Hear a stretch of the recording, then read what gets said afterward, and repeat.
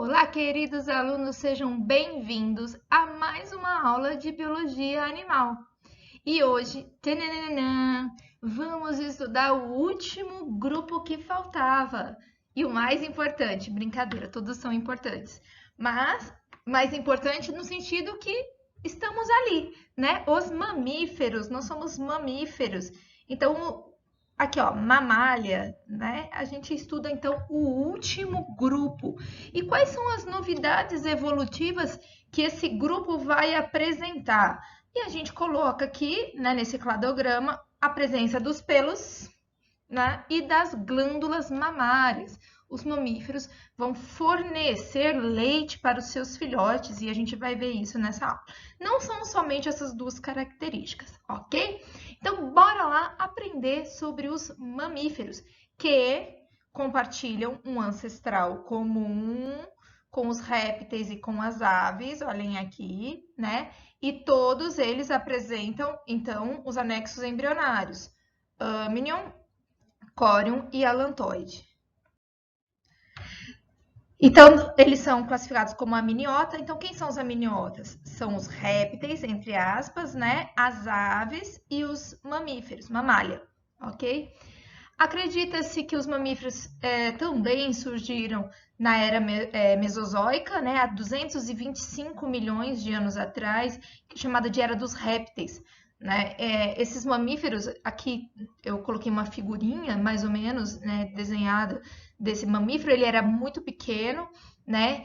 Lembrando que nessa era tinha domínio dos dinossauros. Para vocês, né, se situarem, os mamíferos teriam surgido há 225 milhões de anos atrás, a grande parte dos dinossauros foi extinto há 65 milhões de anos atrás.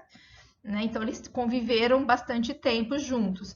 Né? E aí, então, os mamíferos, eles não eram o grupo dominante ali, né? Era um grupo restrito, de pequeno porte, até 3 quilos, então bem pequenininho, né? Eles eram carnívoros, se alimentavam ou de insetos ou de pequenos répteis, né? Eles tinham hábitos noturnos e, né, a princípio, endotérmicos ou homeotérmicos. O que é isso mesmo, Ana? Que a temperatura do corpo ela é constante, independente do ambiente. Onde a gente vai ver que grupo mais a gente tem nas aves, né? Só mamíferos e aves são homeotérmicos. A grande maioria dos mamíferos ela é terrestre, mas a gente tem representantes aéreos, como o morcego, e aquáticos, como a baleia azul, que é considerado o maior mamífero, pode chegar a ter o comprimento de até 30 metros de comprimento, e o nosso amigo golfinho, coisa mais linda, não é, gente? Só um detalhe aqui, né? Olha o leitinho da mamãe baleia saindo e alimentando o seu filhote, tá? Lembrando que esses mamíferos, a gente fala aquáticos, né? Eles voltaram secundariamente, né, para o ambiente aquático. O que é isso? Lembra que a vida nasceu na água, né? Mas os mamíferos eram terrestres. Aí parte desses mamíferos terrestres teriam voltado para a água, ok? Então é um retorno secundário, tá? A respiração é pulmonar, né? Da mesma forma, por exemplo, que as aves, que os répteis, né? Só que só mamífero tem o diafragma. O que é o diafragma? Nós vamos ver lá no sistema respiratório. Diafragma é um músculo que a gente tem aqui embaixo do pulmão que ajuda na nossa inspiração e expiração. Né? Essa musculatura embaixo do pulmão só está presente nos mamíferos, ok? E como a gente falou no slide anterior, são homeotérmicos. Antes de estudar várias outras características, eu resolvi fazer esse slide porque acho que eu vi em 2 questões de vestibular e achei muito importante, que são algumas diferenças. Apesar dos répteis, das aves e dos mamíferos serem amnióticos, né, eles têm várias diferenças, né? Obviamente, senão não fariam grupos distintos. Mas o que o grupo Reptilia, que inclui as aves e os répteis, né, diferem como um todo dos mamíferos, né? Então, vamos lá. Primeira é a presença das hemácias, a diferença de hemácia. O que é hemácia? Hemácia é a célula que carrega o nosso oxigênio. Nos répteis e nas aves, a hemácia continua tendo o núcleo da célula. Em nós, as nossas hemácias, as nossas células, as hemácias, são anucleadas. Elas perdem o núcleo. Por quê? Isso porque a gente tem uma proteína chamada hemoglobina, que ela é gigante. Então, na célula não caberia a hemoglobina e o núcleo junto. Por isso que as nossas células sanguíneas são constantemente renovadas, porque elas vivem pouco. E por que elas vivem pouco? Porque elas não têm núcleo. Ok? Então, isso é muito importante. Só os mamíferos, as células que transportam o oxigênio são anucleadas, não tem núcleo. A gente vai ver isso também em sistema respiratório, ok? Nos répteis e nas aves, quem determina o sexo é a fêmea. Então, hétero, diferente, ela tem diferentes gametas. Então, por exemplo, no caso de algumas galinhas, o sistema chama ZW. Então, ou a fêmea carrega o Z, ou a fêmea carrega o W. E o espermatozoide do macho é Z. Então, quem determina se é fêmea ou macho é a fêmea.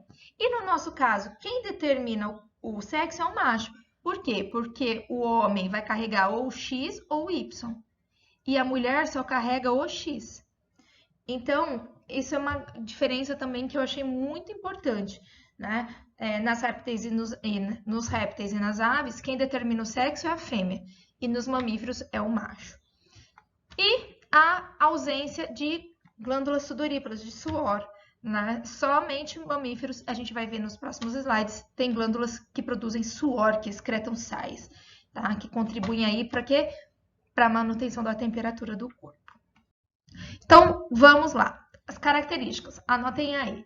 Mamíferos mamam, né? Não significam que todos os mamíferos têm seio, peito, ok? A gente vai ver que tem alguns grupos de mamíferos que eles têm a glândula mamária, mas não tem esse seio que a gente conhece, né? Esse formato. Somente jorra o leite e o bebezinho vai lambendo, ok? Mas todos os mamíferos produzem leite. E esse leite é para alimentar os filhotes ao nascer. Então, eles têm essas glândulas mamárias, tá? Então, ter glândula mamária não significa que tem peito. E essas glândulas mamárias produzem o leite que vai nutrir o filhote. Os mamíferos têm pelo, né? E esses pelos, né, eles formam uma camada protetora contra a perda de calor para o ambiente. Então, os pelos ajudam a controlar a temperatura. Isso é importantíssimo. Por quê? Porque nós, os mamíferos, somos homeotérmicos. A pena na ave funciona mais ou menos como pelo para a gente, ok? Ajuda a controlar a temperatura do corpo. Glândulas sebáceas. Eu queria que vocês se atentassem nessa figura. Essa figura é o corte transversal da pele, tá? Então, vamos lá. Nós temos a epiderme. Essa aqui, ó, os nossos pelinhos. Então, vejam que a epiderme é o que a gente está vendo aqui, ó, os nossos pelos, né? Aí, se a gente for descer para baixo, nós temos a derme. E aí, a gente já tem gordura. Tanto é que, se vocês já viram um corte profundo, né? O corte profundo mostra a gordura, uma parte amarelada, ok? Se você vir um corte com uma parte amarelada, significa que atingiu a última parte ali da pele, que é a gordura, né? O tecido adiposo.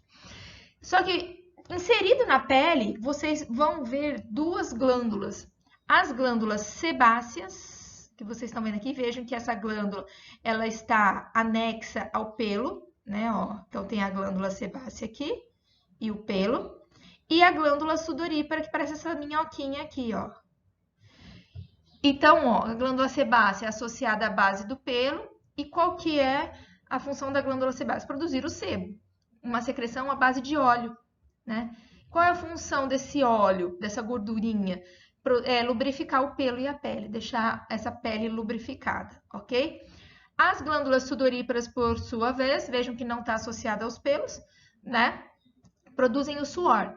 E esse suor também, o que acontece? Quando está muito calor, a gente sua mais, né? Quando está frio, sua menos. Então, o que acontece? Regula a temperatura do corpo, ok? E o panículo adiposo. Toda vez que vocês ouvirem adiposo, é gordurinha, tá? Nós temos tecidos ricos em células de gordura, células adiposas, ok? Por quê? Porque também funciona como um isolante térmico, né? Ou seja, para bloquear o calor e o frio, para a nossa temperatura não variar muito, né, conforme o ambiente. A gordura também é reserva de energia, não é à toa que quando você faz regime, você perde gordura, né? Então você está queimando aquela gordura para produzir energia, né? E é bem desenvolvido em animais de clima frio, como os ursos polares. Então, o urso polar, por exemplo, tem uma grande camada de gordura, um grande panículo adiposo. Então, vejam quantas estruturas os mamíferos possuem para regular a temperatura do corpo. Pelo, suor, panículo adiposo e assim por diante. E a diversidade dos mamíferos, né? Os mamíferos eles são divididos em 3 grupos. Os monotremados, os metatérios, também chamados de marsupiais, né? E os placentários, ok? Então, aqui são o ancestral comum. Esses outros aqui são extintos, ok? Então, ó, living mammals, né? Os mamíferos viventes, são divididos em 3 grupos. Aí, o mais primitivo deles, que é o ornitorrinco, e aí depois um outro ancestral aqui comum, dividindo os marsupiais e os placentários. E a gente vai ver essa divisão na próxima videoaula. Um beijo e até daqui a pouco.